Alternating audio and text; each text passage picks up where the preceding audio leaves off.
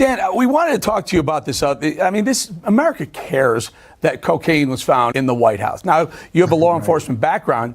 Any question in your mind that the person who left that coke there is known to others?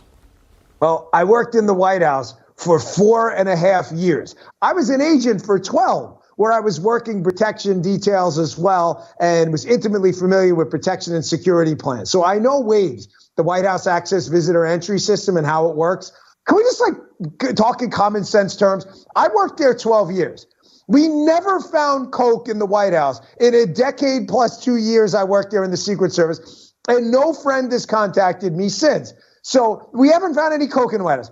Yet you get a guy who's on tape on his computer smoking the crack, doing his thing with hookers. Looks like a UFC match. We don't know what the hell he's doing in there, right?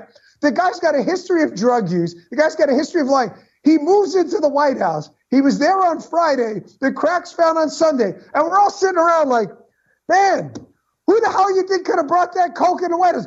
Jay, I don't know. Who could have possibly done it? Now, do I know it's Hunter Biden's crack? I don't know that. However, having been a former criminal investigator, I'm not stupid either. If you're looking for a list of suspects, suspect numero uno is Hunter Biden. You're not slipping in white powder into the White House without being escorted by staff or having some kind of a hard pass. Was it the staff?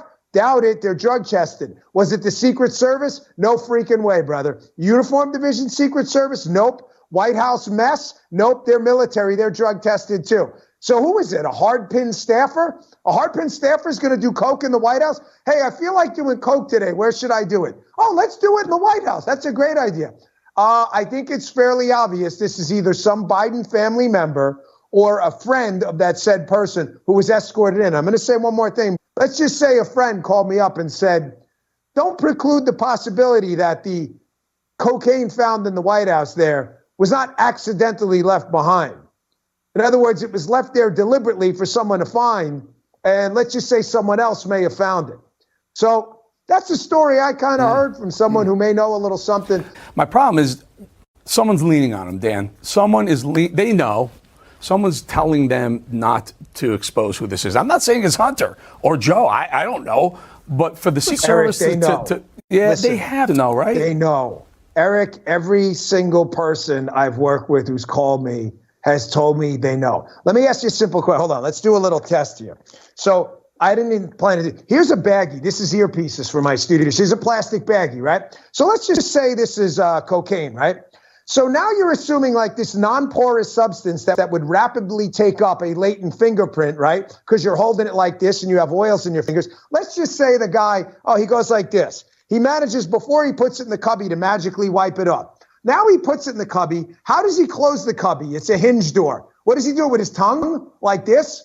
How does he not leave a fingerprint? And then let's just say you wipe the bag off, you did one of these, and you managed to close the cubby with like your elbow or something, and no one's going to think this is suspicious at all.